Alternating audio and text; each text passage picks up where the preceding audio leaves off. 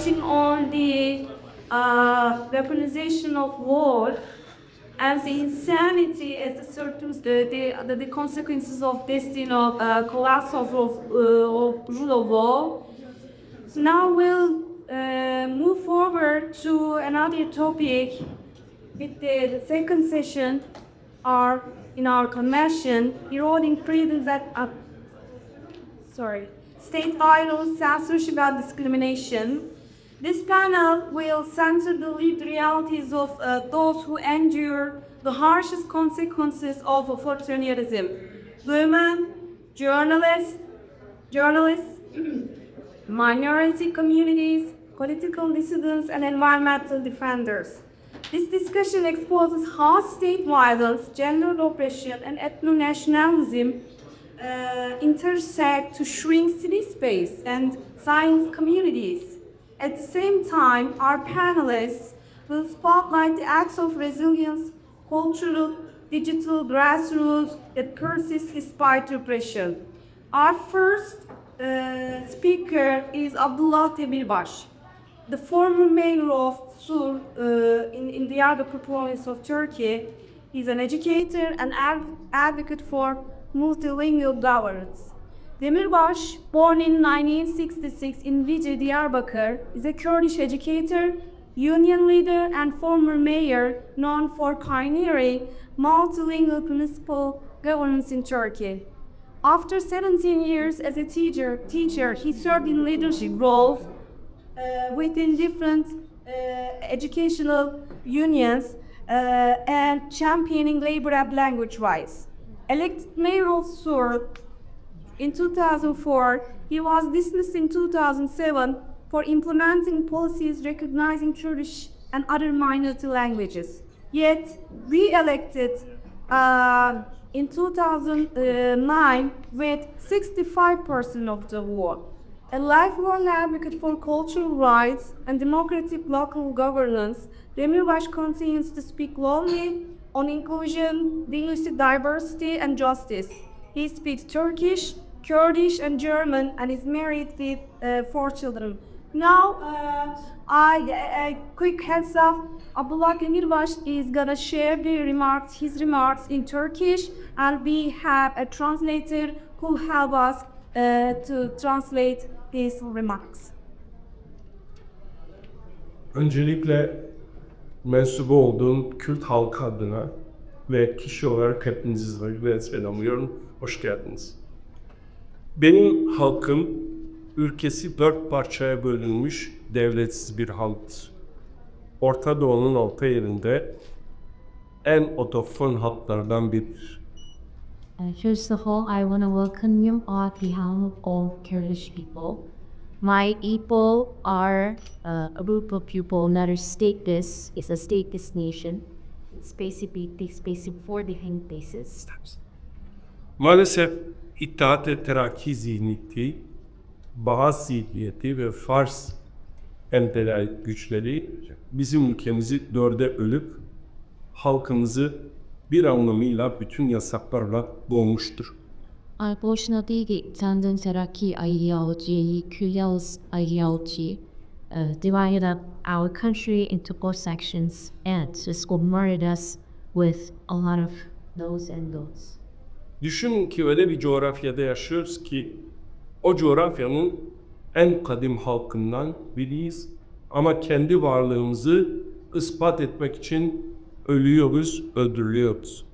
Imagine that we are one of the oldest people for God region that we have to kill and get killed in order to prove our existence and our ability. Bizler de her şeyin tekçi olduğu bir sistem olan Türkiye'de yaşayan Kürtleriz. We are Kurdish people who live in a Turkish state where everything rules around us. Türkiye'deki resmi ideoloji herkes Türk, dili Türkçe ve dini İslam olarak görüyor.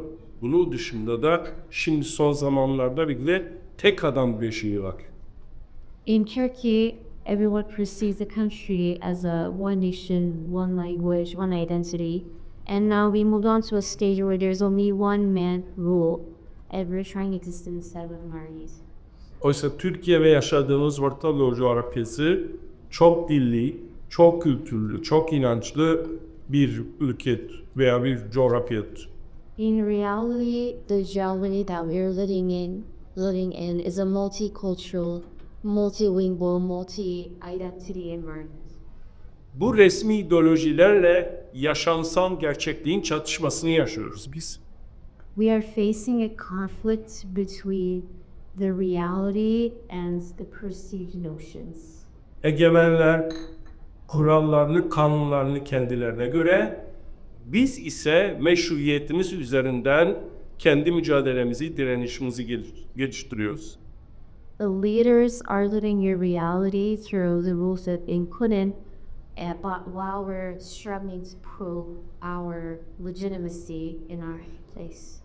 Biz farklılıkların bir arada yaşayacağı bir çiçek bahçesi düşünüyoruz. We are envisioning a flower garden where everyone can exist with all the identities and all the Ama things that they bring. egemen sistemler tek renkten oluşan bir körlük zihniyetini bize dayatıyor. But the dominant ideologies are telling us that we should exist in a place where there's only one identity. Buna karşı direndiğimiz için de egemenler tarafından konumuz ne olursa olsun terörist olarak nitelendiriyoruz. And because of this stance, we are perceived as terrorists by the dominant ideologies. Ben seçilmiş hiçbir belediye başkanıyım. I was an elected official. Türkiye'de ilk defa Türkçenin yanı sıra Kürtçe, Ermenice, Süryanice, İbranice dillerinde hizmet vermemiz gerektiğine dair karar aldık.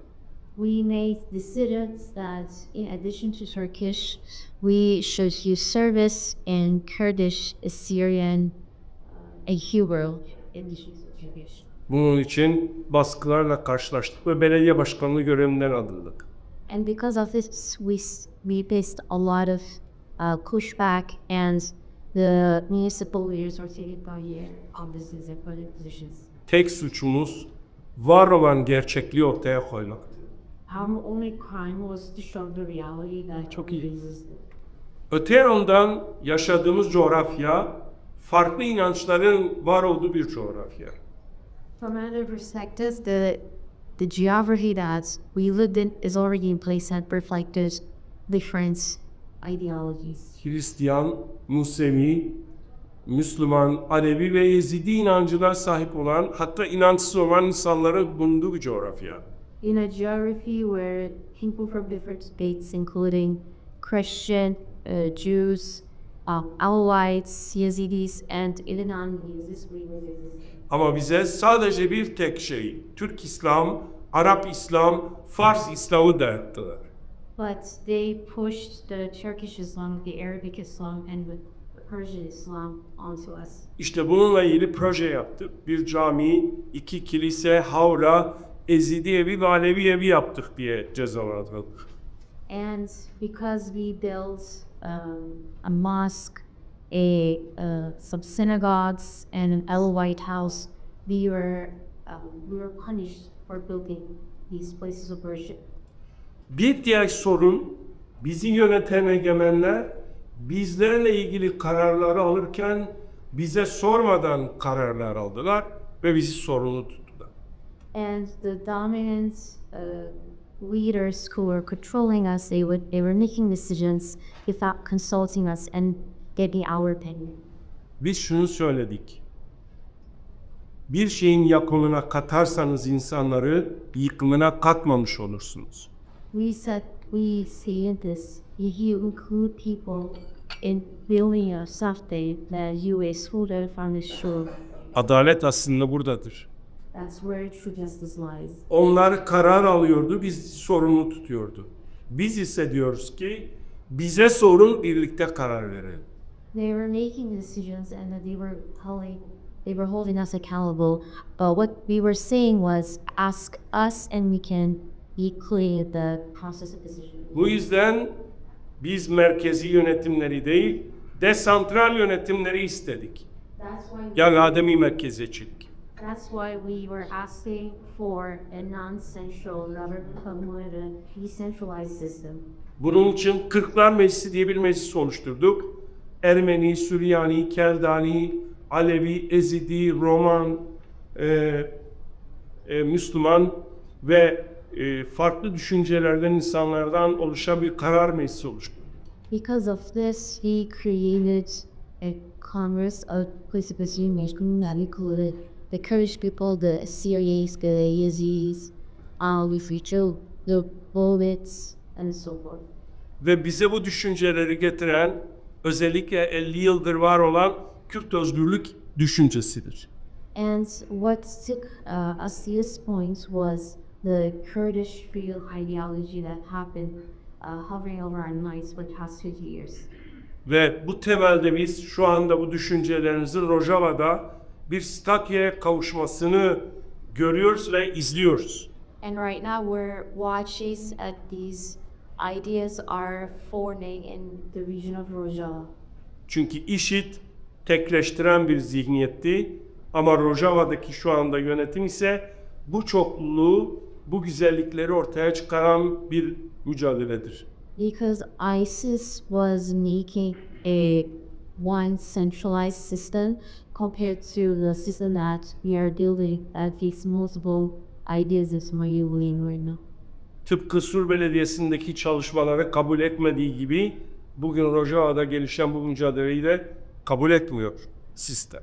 The system, just like it didn't accept us in SWORD, they're also not accepting the works that we're doing in Rojava right now. Şunu özellikle ifade etmek istiyorum ve bitirmek istiyorum. Biz Orta Doğu coğrafyasında Kürtlerin, Ermenilerin, Süryanilerin, Türkmenlerin, Arapların, Farsların, bütün halkların eşit, özgür yurttaş olarak kendi statüleriyle yaşamalarını istiyoruz ve bunun mücadelesini veriyoruz. Lastly, I want to say that we want everyone, the Kurdish people, the Armenians, the Syrians and Romans and all the minorities to live in a place where they can live freely. Bunları savunduğum için 300 yıl hapiste cezalandırılmak istemiyorum. And they want to sentence me to 300 years in prison because I'm defending these ideas. Bunun bedeli ne olursa olsun biz eğer tutsakça yaşamaktansa farklılıkların bir arada yaşayacağı eşit özgür bir toplum için her türlü bedele hazırız. And we are ready to handle and face any difficulty in order to live in multicultural society, a system instead of living under shackles. Kürt halkı olarak kendimiz için ne istiyorsak birlikte yaşadığımız bütün halklar için de inançlar için de onu istiyoruz. And just like what we want for the Kurdish people, the Kurdish nation, we want this for all the minority groups and nations. Teşekkür ediyorum. Thank you so much.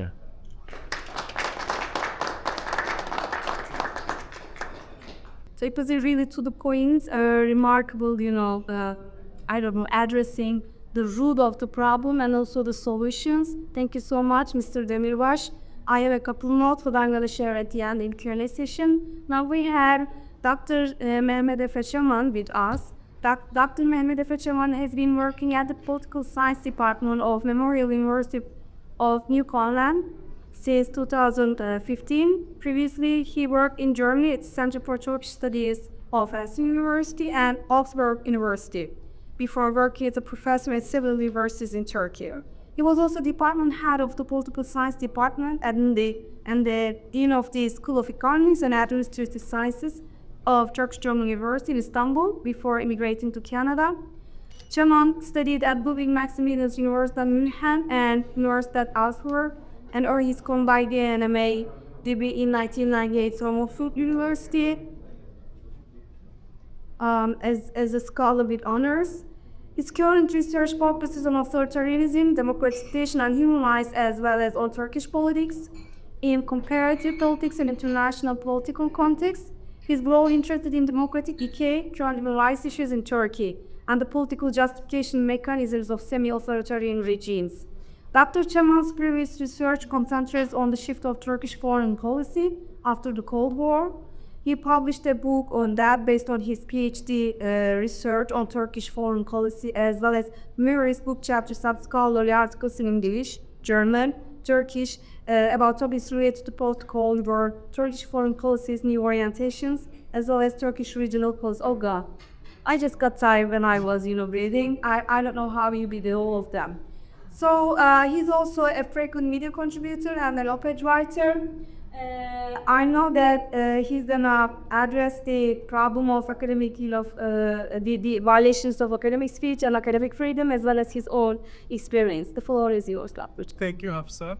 Thank you very much. I am truly honored to be here as a guest and as a contributor, and I was extremely happy to be able to listen to other contributors, and I learned a lot today, and I know that most of the people who are here in this very room right now are, I assume, if I'm wrong, please forgive me, persecuted people or connected with people who were persecuted.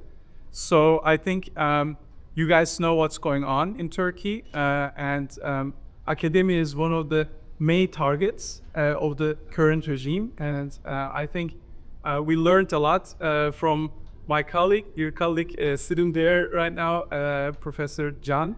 But obviously, he went through much harder times than I could ever possibly did.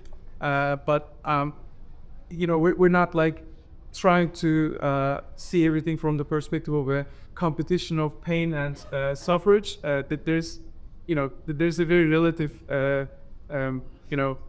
perception of what people are feel in their families and in their very life, and I want to reflect my own personal evaluation. My presentation is going to have two interesting parts. One is like what is going on in Turkish academia right now, and I want to show it with some tangible data. And the second part of my presentation is going to be something personal, and I never tried that before. I don't think it's a scholarly presentation. So if I get emotional, I apologize upfront. So the purpose of this talk is highlighting systematic human rights violations targeting academics today in Turkey. And the second goal is explaining how mass purges enabled authoritarian consolidation. So it's a little bit more theoretical part. And the third and final part is connecting all of those things with my and my family's personal experience. So this presentation is not just some facts and my personal experience. There will be no conclusion or future reflections because this process is still going on. So there can't be a conclusion, which is still going on. So we can just have an understanding of them. So the title, what I have on this PowerPoint slide is Gift of God. And we all know what God's gift was on July 15, 2016. It's a real gift because it enabled Erdogan to become partially, gradually, slowly and gradually a dictator. So the failed coup on July 15, 2016 was used to justify the creation of regime control, as we know.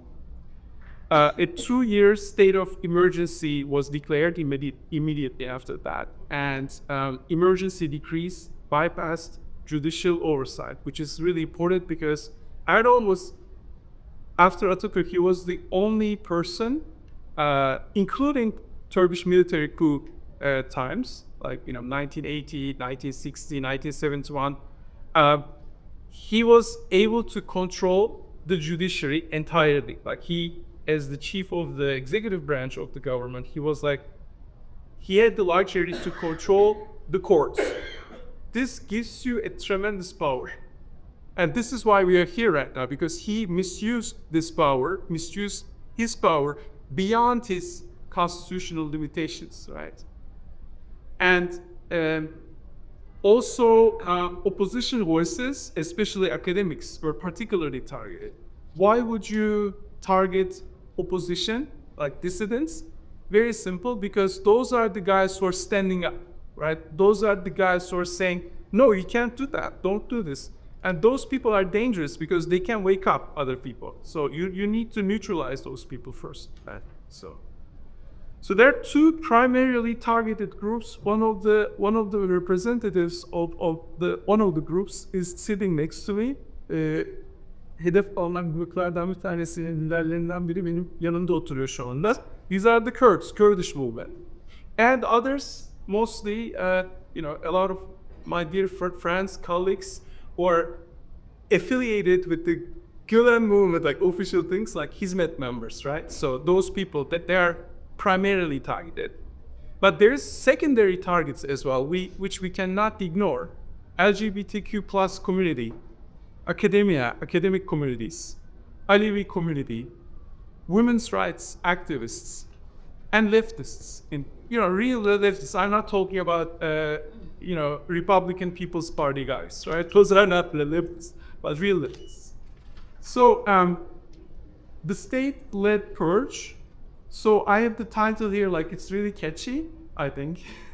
It is, we cut the traitors, we will make them pay. This is how Erdogan is presenting his case, right? So we cut the traitors because they were treating their own homeland, they are bad guys, so we're getting rid of them. They deserve it. They deserve to get them into jail and, bring their families into jail or connect their families like Zippenhaft, the kin relationship-based non-judicial process, like people are excluded from society completely. That's why there are daughters, sons, wives, husbands, cousins, grandfathers, all of those people who are not directly affiliated with certain criminal activities, which are not real criminal activities, by the way. They are still being targeted. So there is no hearings, no evidence, no appeals. Rather, we have hearsay and secret witnesses. Secret witnesses means the witness doesn't exist, right? So that there's Ali or Mehmet or Ahmet who is giving us this information. And who is this person? Well, it's a secret, secret witness. We can't share this information, the information about his identity with you, because otherwise we would jeopardize his safety. You guys are so dangerous, you would eliminate it. So this is how it works. It's kind of like in a very cheap Hollywood production, like, mafioso type of environment, you can imagine, okay? So I would like to share some boring data because we actually know this data by heart. But still, I have to share it because it's spectacular and we need to talk about that data, the purge data. And I will start with the Kurdish movement and I will continue with the Hizmet movement. So Kurdish movement data, maybe it's not updated. 8,390 dead party members detained.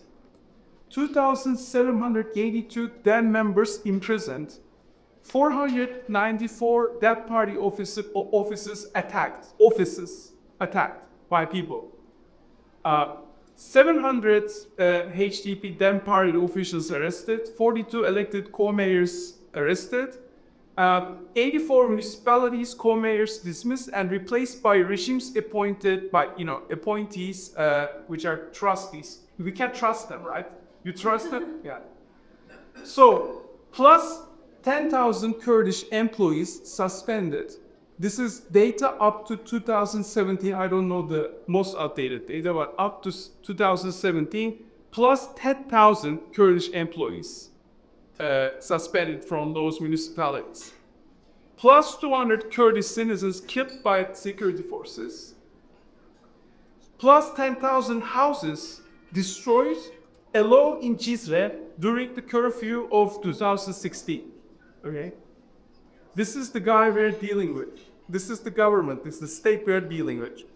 Plus 500,000 people, so 500,000 people be displaced from Cizre, Siropi and other Kurdish regions. So displaced means like they're coming to your home. They say, this is not your home anymore. Get away from here, okay? Get the F from here, out of here, so because you're just a Kurd. Now, let's come to the Hizmet movement and Hizmet affiliated people. Not everybody's Hizmet people, but people say like, we know that you guys were talking with Hamid Bey, you were in Erkan Bey's program, you are also Hizmet members. So it's just very easy to say, right? So my colleague's wife calls him 600 times, and the prosecutor says she called 600 times a FETÖ member. A FETÖ member is the husband. Like, should I not, like, suppose being FETÖ member is a criminal activity, and there is the wife over there. I mean, what are you expecting from her? Is she not supposed to call the husband? Like, come on. Like, what kind of mentality is that, right? So, look, this is like spectacular, guys. There is a coup attempt. So there was a lot of coup attempts in Turkish history. There were also real military coups, successful coups, right?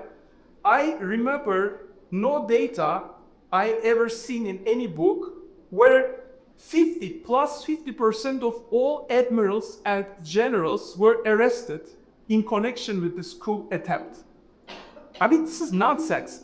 If 50% plus 50% of all generals and admirals are affiliated with a coup, this coup cannot be unsuccessful. We're talking about people who are controlling more than 350,000 soldiers. Like, be smart, it's not possible. They arrested plus 50% of all high and medium ranking officers. Beyond those admirals and generals, there are like colonels, mayors, lieutenants, or all other like important guys, officers were arrested. Now coming to the judiciary, right? Look, the number is like really remarkable. 2,745 judges purged overnight. Like one night. The next day, they're coming to your home. How the hell did they know that? How did they know? The simple question. Look, if there is a surprise military attack, they didn't expect this military coup, right? So we know they didn't expect. This is the official narrative. And the next day, there's such a magical power that they know, oh, those guys were affiliated with the military coup attempt. And we're not talking about 3 people. We're talking about 2,745 people. There it is. They go address by address to people's home, take away those judges. Okay, this is the guy we're dealing with. There are 2 constitutional court or Turkish Supreme Court members, so chief justices that are jailed. I mean, they're untouchable people. We're like, if you appoint a person to the Constitutional Court, do you know how many filters there are in order to check the background of those people? How many times? Whether. So I'm not continuing with but one number is still interesting. It's 170,000. This is the number of persecuted public servants in Turkey. And some of those guys are sitting in this very room, including myself. Now I've come into the purge of academia, and my time management is not perfect. My students always complain about it, and Hamid Bey as well. But please be patient because this is really important. So 8,000 is the number of academics that were dismissed nationwide in Turkey. 8,000 is such a tremendous number, guys. Like, do you know how much does it take to make one person complete a PhD? Hafsa, how long did it take? Like, I think altogether with your education, maybe 15 years, including your, preschool and elementary school, up to your university degree, and then you start master's, and then you start PhD. PhD normally takes like 5 to 6 years minimum, right? So 8,000 of that. This is the energy of our country wasted, completely wasted. We are like, some of them are sitting here. It's like nonsense. Turkey is a desert of educated people, and in this desert, you are wasting plus 8,000 people. You have to be insane. You have to be not loving your country in order to do some stupid mistake like this. Otherwise, there's no other explanation. And they closed 15 universities permanently, and they also displaced about plus 100,000 students. Okay. And mostly they targeted social sciences and humanities because they taught too much, right? So they're not mathematicians, physicists, or medical doctors. They are like really looking into those social events and economic events and other stuff. So they are dangerous people. Now, how about the atmosphere on campuses? Self-censorship, fear, surveillance, control of faculty. Faculty has to be free. Normally we know, right? Whoever went to school on a university level, we know that the most important value is that you are supposed to be free to express yourself. Your professors and students as well, right? There should be a free environment. And this environment doesn't exist. That's why Turkish universities are miserable right now, including Boğaziçi, including ODTÜ, including Bilkent. They are right now miserable. There is not a single university in top 500 on global level because of that. Okay, I'm not going to bore you more with those things. Employment bans, passport cancellations, we all know those things, right? Our passports canceled, for example. When we were in absentia canceled, like we were in Canada, me and my family, we're going to talk about it. Frozen bank accounts. Academics' bank accounts are frozen. They lost their health insurance. Criminal investigations not to start with, right? So all of those things. So the human toll for the purge. Families forced into exile, including separation or sometimes like Zippenhaft, like kin punishment, which means because somebody is my daughter or somebody is my wife, is going to be persecuted as well, just because they deserve it, because they're relative of mine. So they have to be criminals, right? And jail time, obviously, as psychological distress. 5 minutes for pick. That I'm going to my personal stuff. So Turkey, basically, long story short, right? Turkey has become an authoritarian country. It has never, happened in our lifetime. Like I'm 54. Turkey was never an full-scale authoritarian country. Right now, it's a full-scale authoritarian country. We can say that. Okay, now about myself. So I was this guy like when I went to Canada in 2015, much like younger, right? Now I'm not anymore, and I was like full of hope, and I loved my country. I spent before 15 years in Germany before coming to Turkey to work as an idealist academic, a professor at a university. I didn't have to come back to Turkey. Nobody forced me. Nobody pushed me. I wanted to be there because I believed in the future of Turkey. Not anymore. So in April 2015, I was there as a tenured professor at the Turkish German University. And we left everything in Turkey. Kids tours on the ground in our apartment in Istanbul. Everything, our daily routines, everything, like because we knew 1 year after we're going to get that. And then in Canada, there was this interesting time period where they started to bomb the Kurdish cities, Cizre and Diyarbakır and everything. And then there was the peace process still going on, but the government stopped the peace process. So there was the Academics for Peace initiative. That was an open signature campaign, a petition. And I didn't hesitate to give my name. Like I didn't obviously sign in person, but I gave my name, and I'm one of those guys who gave their signatures and signed this petition. And then ever since, my persecution started. I discovered my persecution, like real persecution, on November the 3rd, 2016, when the decree number 675 was published. Early in the morning, I received a telephone call from my dear friend Vedat Demirbaş, and he said, like, Emre, I saw your name, you were on the list, welcome to the club, right? Because he was before, like 1 or 2 decrees before he was on the list, so I was a little bit less dangerous than Vedat. Well, whatever, they just violated public service law number 657, boring stuff, right? But there's like laws, right? They're violating those things. They violated the higher education personal law number 2547. They violated our constitution of 1980. Like those things are like 100%. Those are not comments of mine. These are facts, guys.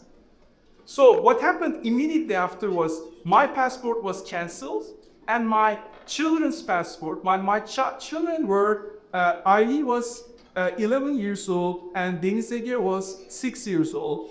So they were really, really dangerous terrorists, guys. So our country, in order to protect itself, my children's passports had to be cancelled. What the F, right? So, okay. So they deprived us of our citizenship. We were in Canada, we have no papers. All of a sudden, our family is in a deep crisis. Everybody's like crying in panic, and you know, me and my wife and the kids were not like showing that to them, and we're saying like, oh, everything is fine, guys. So we were extremely traumatized. And the kids started to ask questions like, are we troubled? Can we go home? Why did our country do this to us? And one day in the car, you know, it's not like comparable with you, but you know, my son, Deniz Ege, sitting in the back side, my wife is on the front, I was driving the car, Ali is on the other side, and Deniz Ege is asking me, Baba, bizim bir B planımız var mı? Do we have any plan B? And I said, of course, what do you think? And me and my wife were looking at each other because we don't have a plan B. Canada is our only plan, and if we can't stay in Canada, I will be sent to Turkey and I'm gonna go directly to the jail, okay? So, reports of kidnapping abroad are coming to us like through social media, and media smear campaigns intensify. They're like saying we're so bad people, dangerous terrorists, and so on. Consulates refusing all services. Even if you get a baby, for example, you can't get a birth certificate. Even if you have to go to a notarial state, they don't do anything. If your passport is expired, you can't get extended your passport. So this is our country. Our country really, really loves us, guys. You see that, right? So, thankfully, Memorial University, where I was on sabbatical, gives me support. We apply for Scholar Rescue Fund, and I became a rescued scholar at Memorial in Newfoundland, in the place where I didn't know that it existed before coming to Newfoundland. So it becomes, meanwhile, my only mom. Okay. So I will finish with one more page I do have, and I want to finish with my daughter Eilit's words. And we had a very emotional testimony today with this young girl, and I couldn't stop my tears because I was thinking only about Eileen. In grade 11, her English teacher gives her a task, a homework, and says, what was the most impactful event in your life? Write a essay about it. And she concluded her essay, she finished it, and I have here Aydoğan. He said he would publish it in Turco. So if somebody's interested, on February 22nd, 2022, her article, her essay was published. It's her first publication ever, and ever since she didn't publish anything. But I will conclude my presentation with her concluding sentences in that essay. And I promise there will be no conclusions, but this is the only thing close to conclusion that I can make. So she says, I once thought that these events had little effect on me,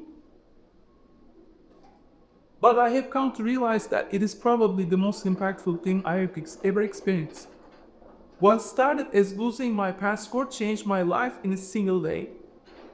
I want to think that I'm overall that now, but even writing it on paper here today, I can't convince myself that it's the truth. All I'm sure of is that the person I am today has been shaped by this major event. Whether that's a good thing or a bad thing is only for my future self to figure out. So we will figure out in the future what kind of psychological damage we all have. Thank you so much for listening.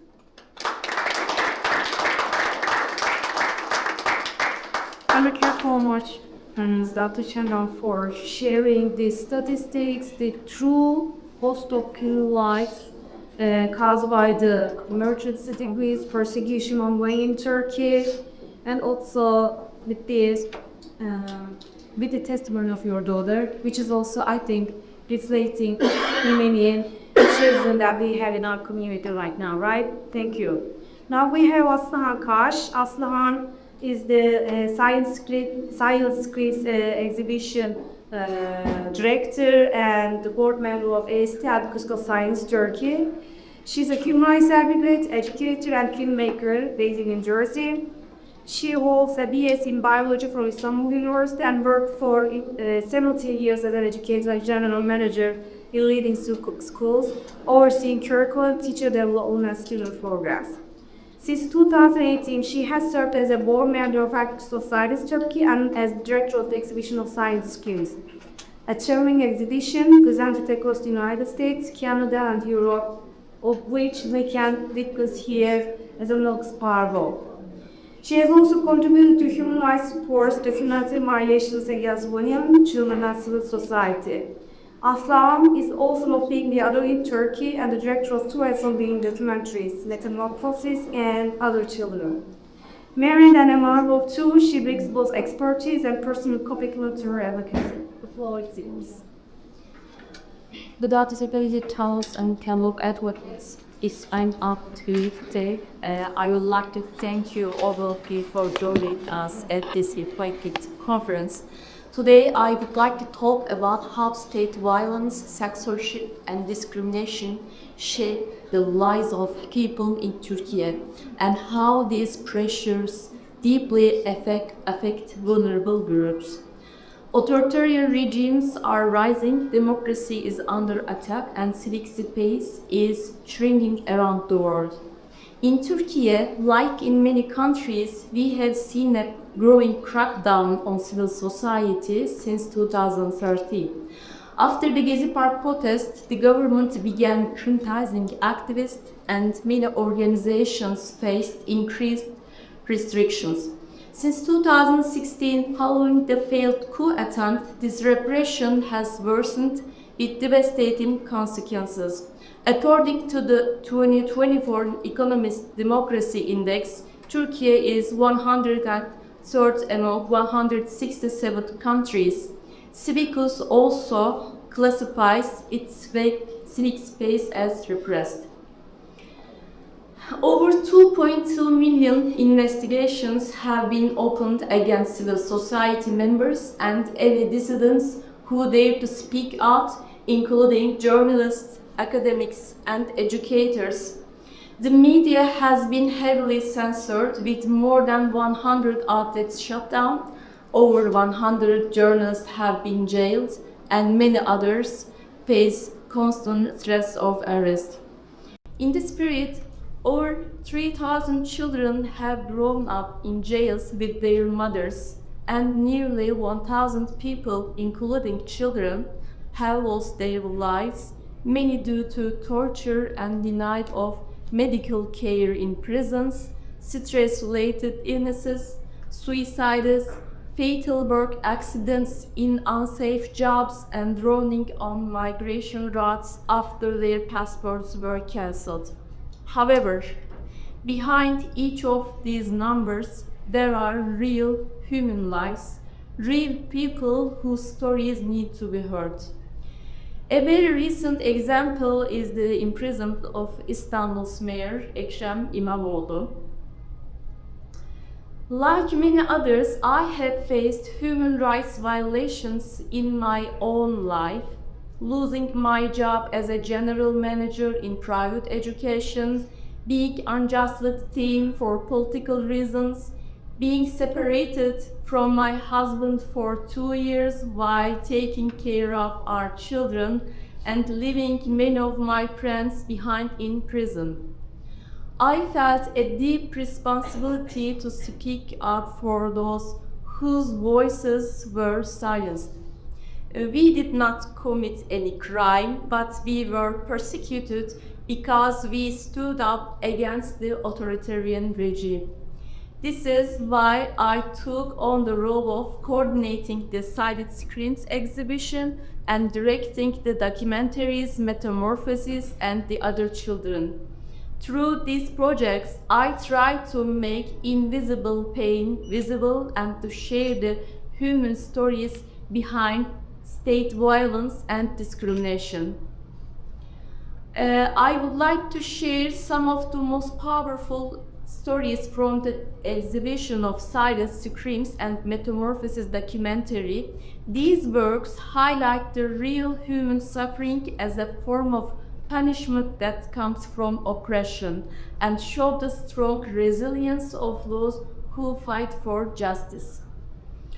The exhibition of Silent Screams has traveled to more than 38 locations and brings together over 500 personal items and stories from persecuted people in Turkey, from different backgrounds, including Hizmet volunteers, Kurdish communities, women, children, journalists, academics, and many others.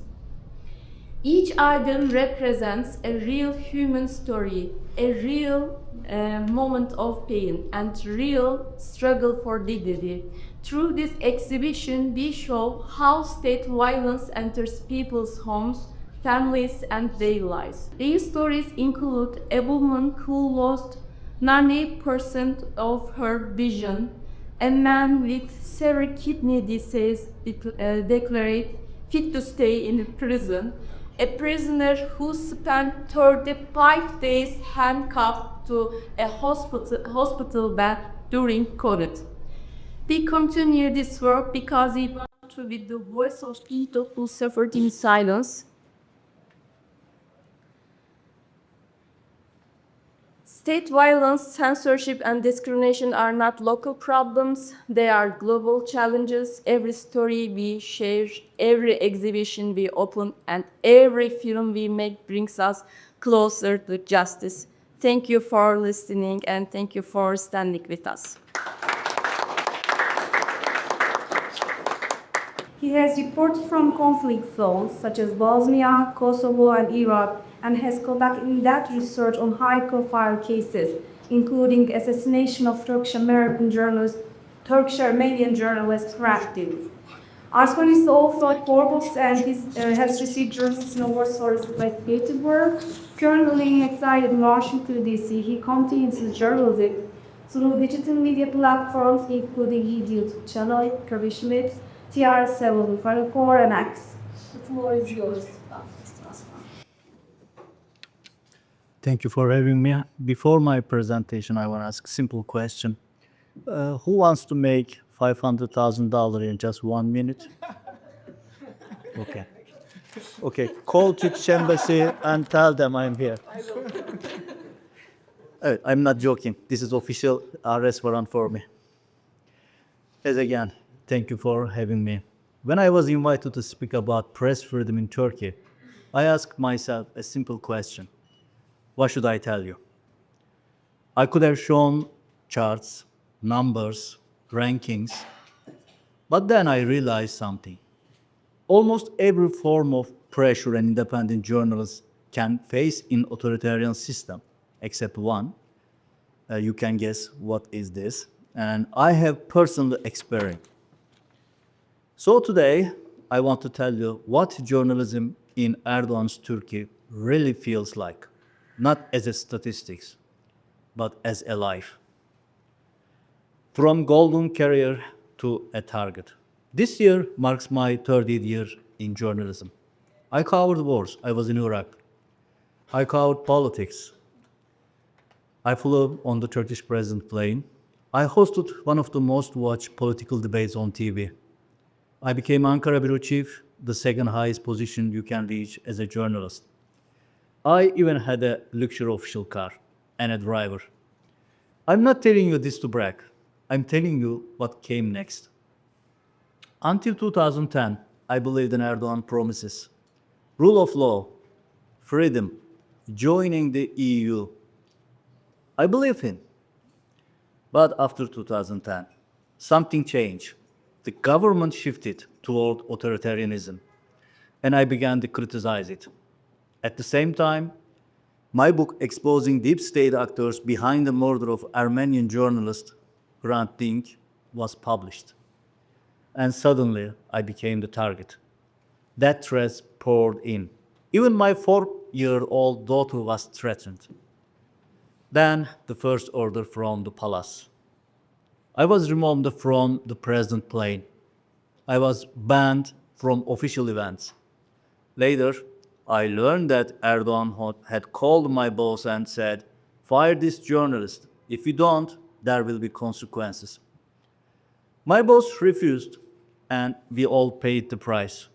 Tax audits, police raids, government pressure. People close to the palace started warning me, "You might be arrested soon." So I left Turkey to Washington, D.C. I didn't leave for a better job. I left to stay out of prison. The collapse. Then came the raids. Police stormed the newspaper and TV channel I helped build. Journalists were tear gassed and headcamped. The entire media group was seized, and the government appointed commissioner arrived. And the next morning, I was fired. They refused to pay my legal rights. My passport was cancelled, my wife's and kids' passports too. Suddenly, we were stuck in the United States. Soon, I learned something else. The Turkish government was demanding aggravated life imprisonment for my reporting. Yes, you can run, but the regime runs after you. We created a newspaper. Then came July 15. Erdogan staged a fake coup. Overnight, 150 media outlets were shut down. I became a terrorist just one overnight. My colleagues were arrested. My lawyer was arrested too. Even a court-appointed lawyer came to me and said, "Oh, I refuse to defend you because you are a terrorist." I remember she was a lawyer. Today, I face more than 100 criminal cases in Turkey, aggravated life sentences, and dozens of years in prison. My bank accounts were frozen. My home was confiscated in Turkey. My sister, she was a school teacher, lost her job because of me. My father was harassed despite his illness, and he died soon after. I watched his funeral on FaceTime. From having a driver to becoming a driver, with no job, no income, and no passport, but I had to pay my bill and rent. So I became an Uber driver. In Turkey, I had a chauffeur. In America, I became one. But I kept doing journalism without a break. Turkey blocked my Twitter account with 500,000 followers, blocked my personal Facebook account, my personal blog, my second blog, our online newspaper, our YouTube channel. Every platform we created was shut down inside Turkey. Then the demonization machine. The smear campaigns. I was called a CIA agent, a missionary, a priest, a luxury penthouse owner while living in an affordable house in Fairfax. Then, when I tried to send a few $100s to help jailed colleague, he's very sick and still in jail. And you know what happened? Western Union and Bank of America refused it. Bank of America closed my account, and apparently I was on terrorist financial list because Turkish government put my name on supporting terrorist list. Every imaginable form of demonization was used. Maybe you remember Erdogan's security guard attacked journalists at Brookings Institute in Washington, D.C. Yeah, I was one of the journalists they attacked. The final blow, erasing a life's work. Turkey even filed an extradition request to the United States, and they accused me of murder. You heard right. They accused me of murder because they knew political charges wouldn't work. My asylum interview lasted 7 hours. 7 hours of proving I wasn't a terrorist. Meanwhile, everything I had built collapsed. Every media outlet I ever worked for was shut down. Their archives were erased. 30 years of journalism wiped from Turkey's memory. My phone used to be non-stop, now it's barely rings. Most of my colleagues avoid me now.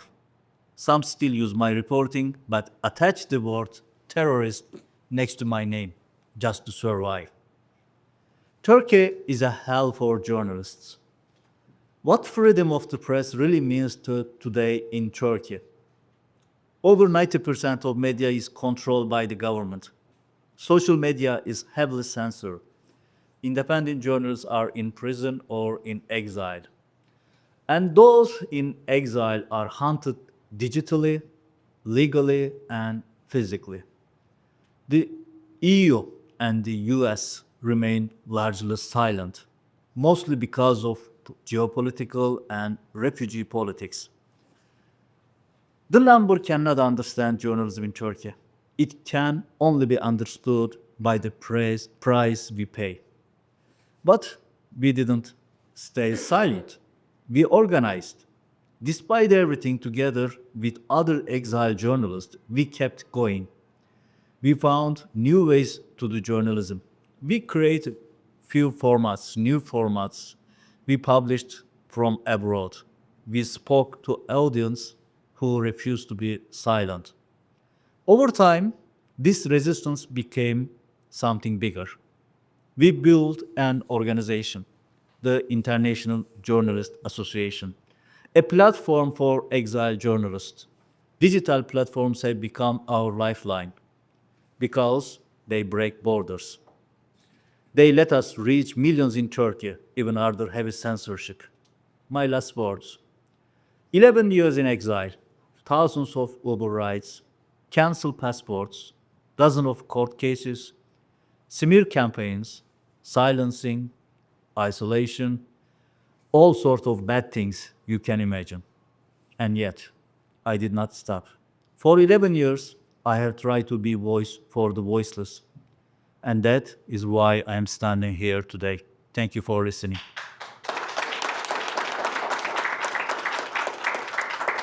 Particularly, Straussman, actually, it's a very cliched reminder, but during the Holocaust, the pastor, Martin Niemöller, once said that, they came for blah, blah, but we were silent. They came for them, but we were silent. Now, I always, refer to these words and say that when they came for journalists and when people, stayed silent, then we couldn't hear more because nobody told the truth since then, right? So thank you. Before going over to you for your question, I have a couple things to ask when I find out, on this, occasion when I have the chance. So we had a lot of, prior conversations, very hot, very tense conversations, Mr. Demirbaş, and you touched on that. I'm gonna translate this to Turkish for you, and then you'll take it from there. You said that the land, Turkey, especially the part that you were living and governing, it's a multi-racial and multi-religious land geography, but one single race or one single religion was imposed by the state, by the regime. So it's called state-led, state-sanctioned violence, not only through the tools of parts of state, but also imposed in all the stable society, getting support through the polarization as well. So this is the problem that we already know. What should and can we, as peoples, Turkish people, Kurdish people, Alevi people, Yazidi people, do? Is there a hope? Are you hopeful? Or is there a magical wand that we could just, finish the narrative? And yine, kısaca, hani dediniz ya, tek bir din bize zorlatıldı, dayatıldı. O kadar çok kültürlü ve dinli bir yerde. Problem böyle problem. Bu tek rejimin şeyi değildi, toplum da bunu hoş gördü, kucakladı.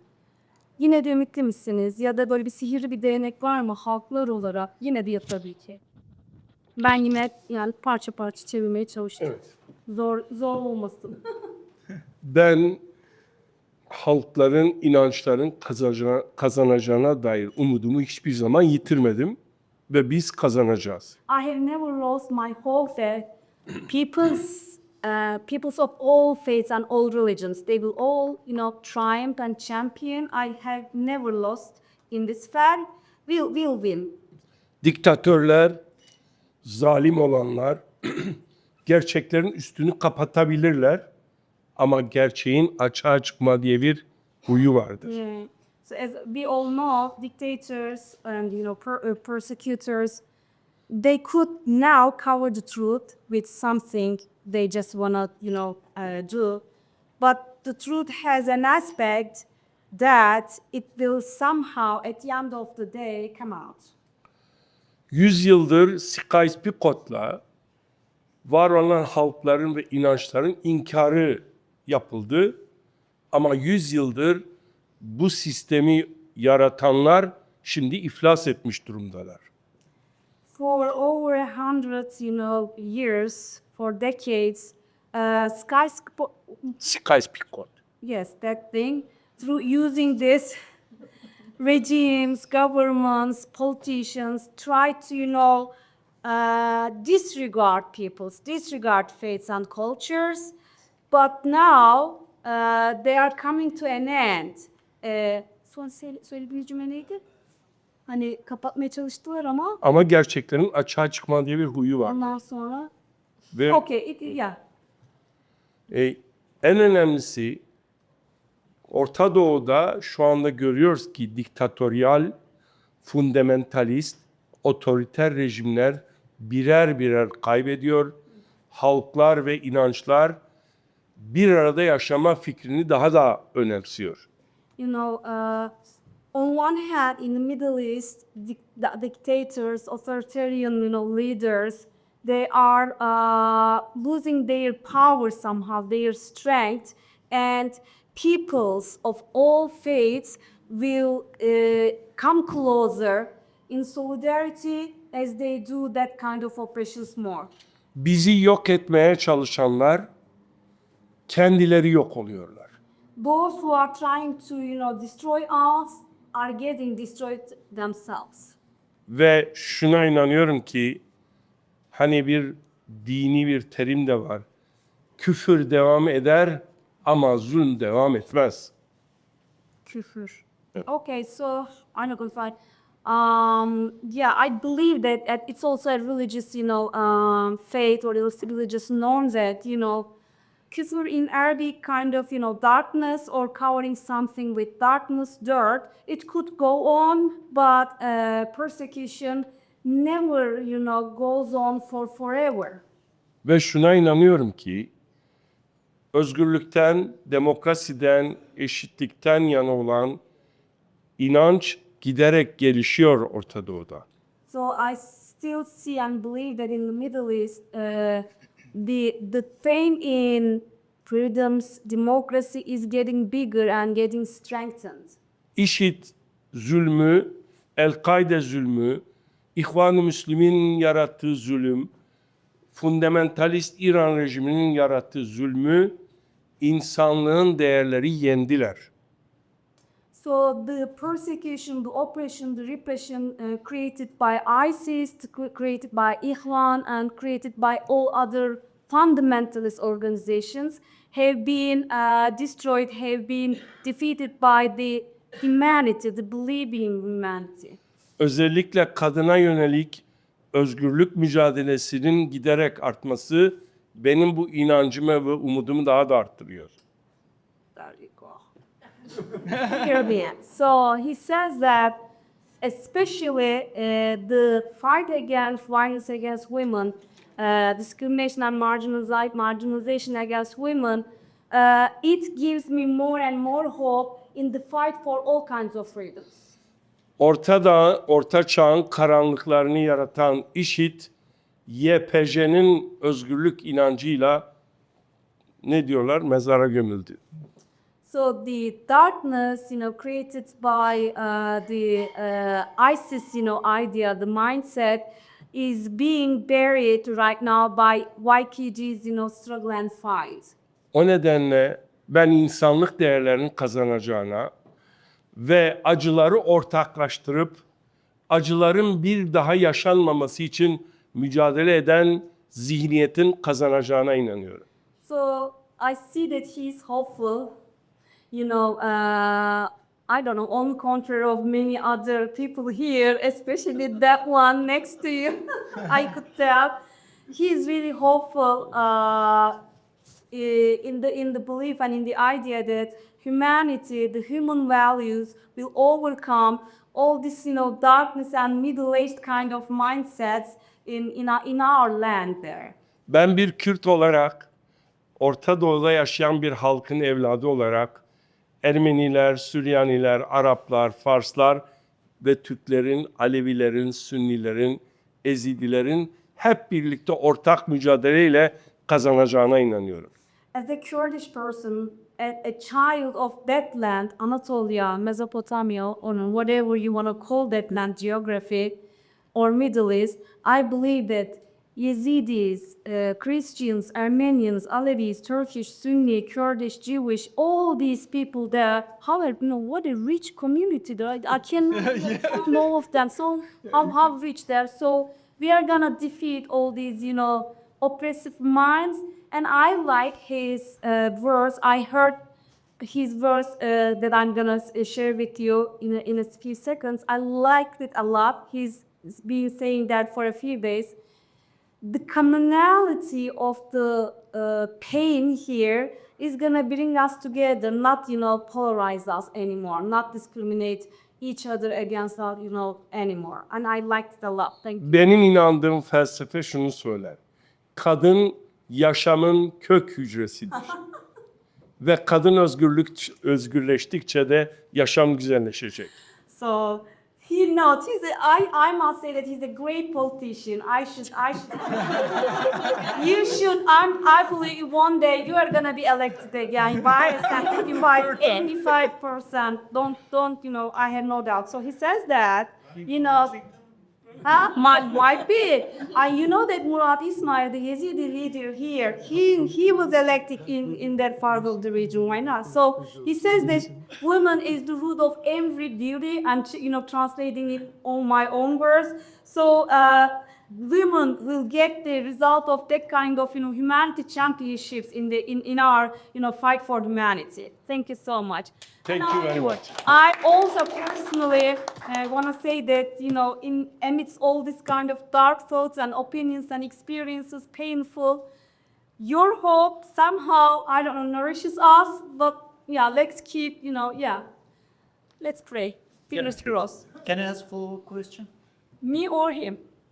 For Demirbaş. But I, as the moderator, tonight, ask the questions first, and I'm gonna go to the audience, and then if we have time, I might, turn to you. Okay, sorry.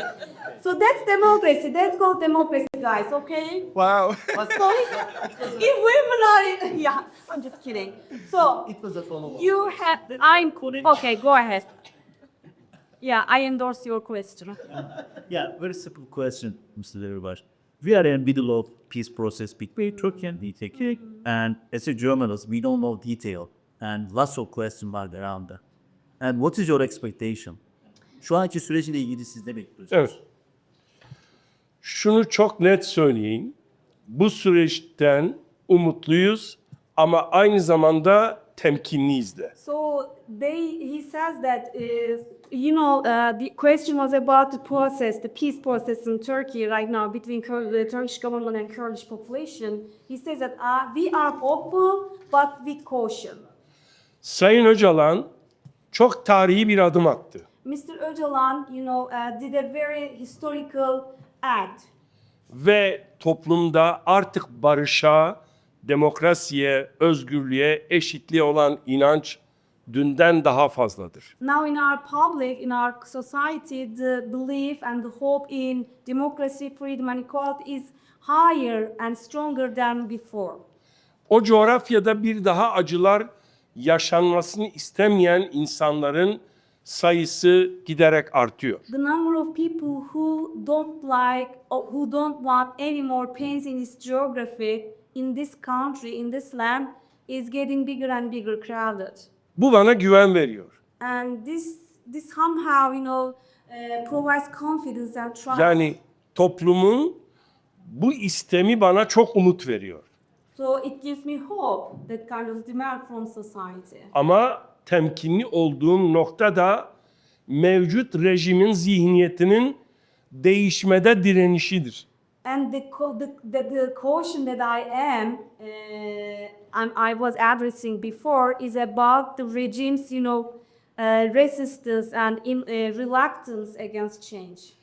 Türkiye'deki mevcut rejim savaştan beslendiği için, başkalarının yokluğundan beslendiği için bunu bırakmak istemiyor. The regime in Turkey right now is getting strengthened and consolidated, nurtured by wars, bloods and others' pains. So, they don't want to give up.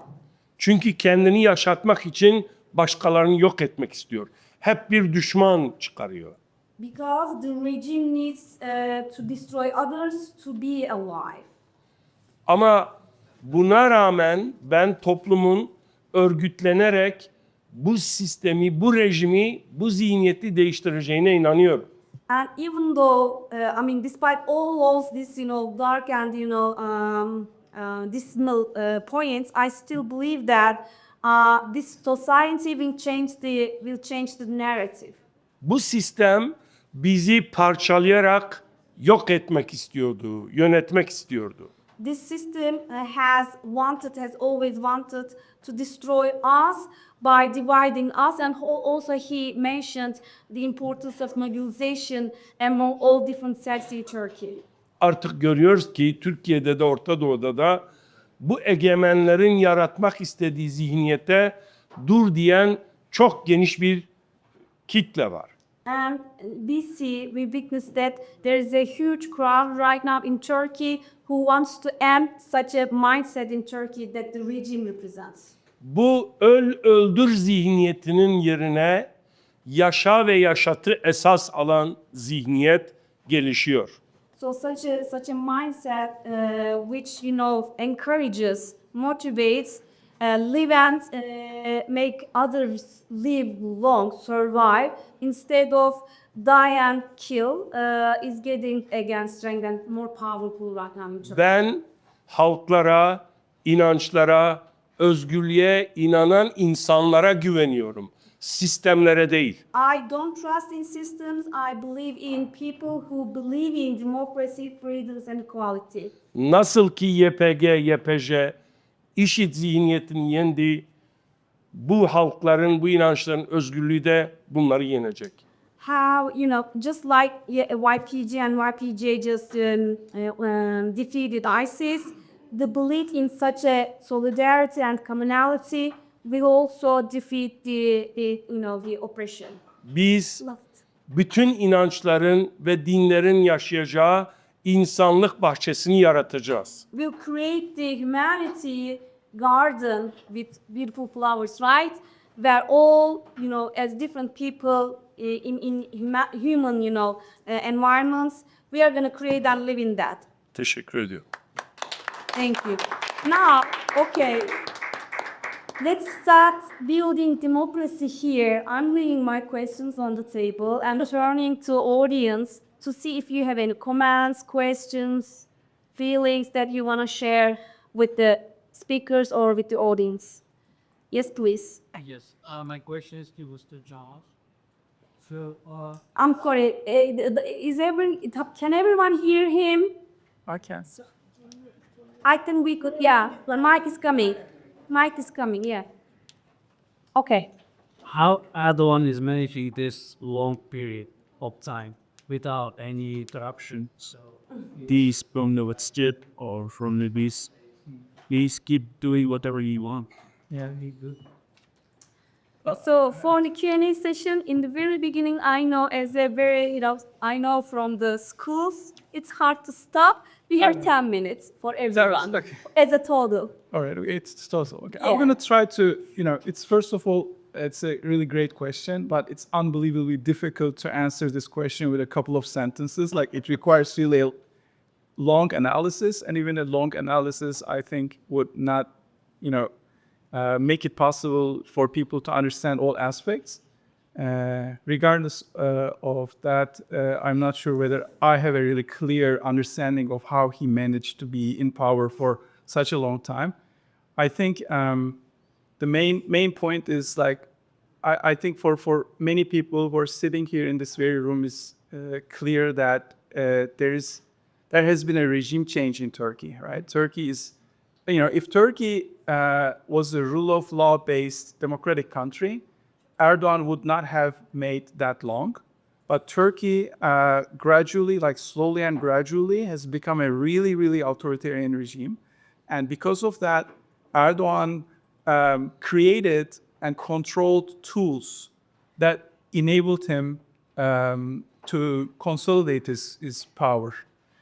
That's my first point. The second point is his allies. Erdogan is not alone, and he's cooperating with a lot of other powers, allies, the deep state elements, if you will. And it's not a conspiracy theory that we know that Turkey has some deep state elements in its system, and they think that Erdogan is, Erdogan is able to translate all, in quotation marks, like crazy kind of political moves into his face, so that they accept it, right? I think the change in Kurdish policies is one of those things, right? So he once demonizes the Kurds and the Kurdish movement, and he starts bombing the Kurds in 2015 in Cizre, Sur, Diyarbakir. And then all of a sudden, after a couple of years, he says, well, Kurds are our brothers and sisters, let's negotiate with them. Maybe he's not saying it by himself, but he's allowing that policy change. So which means like anything is possible in this regime. He's like a magician. He has this, we have to admit that he has a certain charisma. I would say he's a very charismatic leader for his base. And there are some parallels with many other authoritarian figures whose name I don't want to mention here. But maybe like in a couple of blocks away from here, there are some other, I don't know. I don't want to say anything wrong here in America right now. As a Canadian, I feel still a little bit like, we're not the 51st state yet. Yeah, I think that's my answer. So there's not like a clear answer for your question, but I think we basically understand. Like he's a dictator right now, and he consolidated his power, and he can manage as long as he can manage. And life is unpredictable, by the way, especially for a dictator, because being a dictator is a very, very bad thing. I would never have chosen this way, because even though you have an enormous power, you wake up one day and all your power is gone as a surprise. So this is the unpredictable element of being a dictator, not being a democracy. Yeah. So I would not change my place with Erdogan at any point. Yeah, we definitely see that. Thank you. Any other questions, remarks? No? You are all agreeing with what they said? Wow, such a great crowd here. Okay, I can convince people, Okay. So, Dr. Chaman, I am skipping my question for you right now. Good. With Aslıhan. Aslıhan, I know the answer, but I want you to share with the audience. So, very briefly, I know you were gonna do great. So, what has your advocacy been driven by? What was your triggering moment to do all this stuff? My motivation comes from my own experience. I have a close friend. Her name is Hatice Akçabay. We lost Hatice and her 3 babies. While trying to cross the Mercer River, they both capsized. Hatice and her babies died in cold waters. And I attended Hatice's funeral, and I promised her, if I reach a free country, I will tell about your pain all around the world. In this year, Hatice's and her babies close on the table. My motivation. That's such a powerful motivation. I wish nobody did have such a triggering moment, but yeah. I see. Please say who. You have always clarity. Go ahead. No, but and I had a question for a different person about that. Yeah. Okay, thank you, Aslıhan. And I'll get back to you, don't worry. You have always the, privilege. And Adem Yavuz Aslan, you said that Turkey is a hell for journalists. That's such a powerful claim. I don't know if you agree with him. I see a lot of journalists here and they are nodding their heads. I see. So how will people learn the truth? Because truth is the important part of, building a democracy and, equality again. How so? Very simple answer. Follow the exile journalist. On YouTube, especially Dr. Mr. Aslan. Yeah, whatever you have, because there's no free press in Turkey. There's no rule for independent journalism in Turkey right now. If you want to know, you have to follow exile journalists. Unfortunately, we have underhand censor, direct censor, or shadow banning, or all of that. Your accounts are banned, right? Yes, and my Twitter account, Facebook, Instagram, YouTube, all of them banned in Turkey. And if anyone wants to follow you, they have to use VPN or VAR apps. And that's why it means if you can rust after another day. Yeah. Çok teşekkürler. Thank you. Çok sağ ol. Yes, Kanye, please. I'd like to know what Mr. Aslan thinks that the extortions that are going on in government. Oh, okay. So as an investigative journalist, you heard the question. Kanye is asking about your thoughts on the negotiations, peace negotiations between Turkish government and Iran. As a journalist, we don't know anything. So, Because there is a really deep secrecy between Erdogan and Iran, and nobody knows what's going on. And serious, we don't, as a journalist, if we ask something to politicians, they say, we don't know too, because Erdogan and Öcalan knows what's going on, and they have some kind of deal. And I have some concern because of Erdogan's ideology, and we have experience for previous peace process. And my concern is me. Anyway, I don't want to say that. So let's support peace. Can I ask the same question to the reviewer? so again, another exile journalist here is asking the same question. Is on thoughts on the peace negotiations. The same question to Mr. Demirbaş. Yes, please. Bu barış süreci şu an devam eden Öcalan'la hükümet arasında. Adem Bey o kadar şey içinde gidiyor ki gizli hiçbir şey bilip öğrenemiyoruz diyor. Sizin görüşünüz nedir? Şimdi barışmak isteyenler açık ve şeffaf olmalıdır. So those who want peace have to be transparent. Öncelikle son mesela bu İmralı'da Sayın Öcalan'la yapılan görüşmede işte kimi 16 sayfa, kimi 60 sayfa diyor. Ama kırpıp 4 sayfaya indirdiler. Buradaki amaç oradaki görüşmelerden bir sonuç elde etmek değil, kafalarda soru işareti uyandırmaktır. Bunu doğru bulmuyoruz. So there is a situation of vagueness in terms of the peace negotiations ongoing in Turkey. We don't have access to true information and truth. So some say that it was 60 pages, and some others said that it was 16 pages, and all of a sudden it has become 4 pages. So Mr. Demirbaş believes that this is such a move by the Turkish government,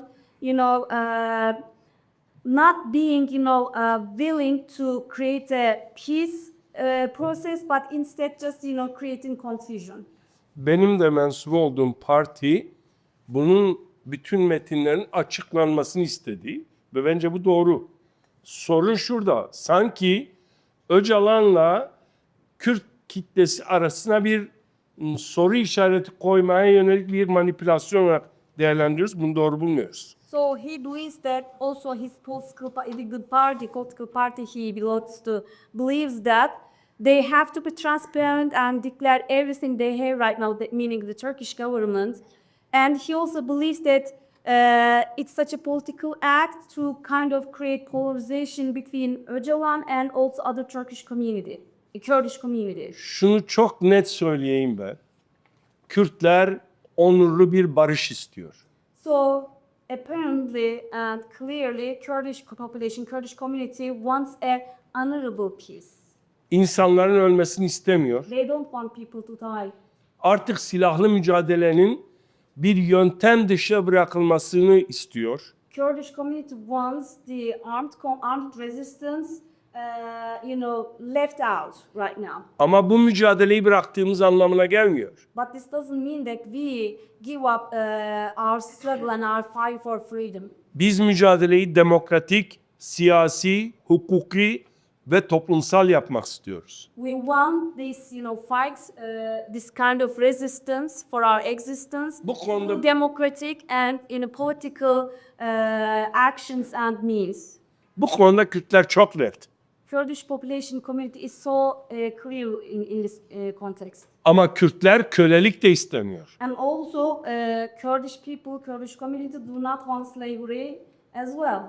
Yani bizi yok sayan o Sykes-Picot'un getirdiği tekçi kefeni de istemiyoruz. We don't eat either the Sykes-Picot that disregards us. Kimse bizden artık 21. yüzyılda Kürtlerin köle olmasını istememelidir. Nobody can ask Kurdish people to be slavery in this century anymore. Çok net söylüyorum. Bir Türk, bir Arap, bir Ermeni, bir Süryani, bir Ezidi, bir Alevi, bir Yahudi hangi haklara sahipse biz Kürtler de o haklara sahip olmak istiyoruz. Clearly, as Kurdish community, we want the same rights as Yazidi people, Assyrian people, Syria people, Turkish people, Jewish people, all people in that geography, in that land of the world. Biz kimseden üstün olmak da istemiyoruz. Kimsenin kölesi olmak da istemiyoruz. So we don't want, it's not superiority that we ask for, and it's not slavery and inferiority we ask for either. Biz yaşadığımız toplumda birlikte yaşamak istiyoruz ama asimile olmak istemiyoruz. We want to live all together without being assimilated. Thank you. He easily understand that I just look at... One more follow-up question. That's what journalists do. Too many alcalos questions. Okay, go ahead. I'm not gonna silence you. And everybody silence you. I'm not gonna do that. Okay? Okay, you go ahead. Yes, you can. Without rule of law, without request, without freedom of speech, without progress, how can you solve Kurdish problem? Yes. Free press, yani özgür basın olmadan nasıl çözeceğiz? Demokrasi hukuk olmadan demokrasi sorunu nasıl çözülür? Şimdi kimse bize tepside özgürlükleri sunmaz. Sunanlar geri de alır. Biz özgürlük için mücadele edeceğiz. So we are not presented the freedoms and justices in a golden tray. We are gonna fight for it and get it. Bunun da yolu örgütlenmektir. And the only way for that is getting mobilized all together. Biz ezilenler, biz özgürlük isteyenler, biz mazlumlar ortak paydalarda birleşip ortak mücadele edersek bu yöneten zalimler bizi yönetemezler artık. If we as the oppressed come together and fight together in solidarity, those dictators and authoritarians cannot oppress and repress with us anymore. Kimse bize özgürlük vermeyecek. Nobody will give us freedom. Biz alacağız. We'll get it. Bunun da yolu örgütlenmektir. And the only way for that is to get mobilized, and I agree with that. I think you want to say something? Me, no. No, okay. Thank you. Ek bir şey söyleyeyim. Bu toplumda barış, özgürlük ve eşitlik gelecekse o da kadınların eliyle olacak. If, at the end of the day, ultimately, if we, triumph to get freedoms, democracy, and equality, it's gonna be achieved only by women, and I totally agree. Thank you so much. I know that we are just going beyond the time, but it was a very productive and sincere, and I don't know, mobilizing in solidarity kind of a panel instead of just talking about problems. And I have to confess that closing this panel convention altogether. We have been spending time altogether for 3 days right now, and I have to say that dictators should get really scared. Okay.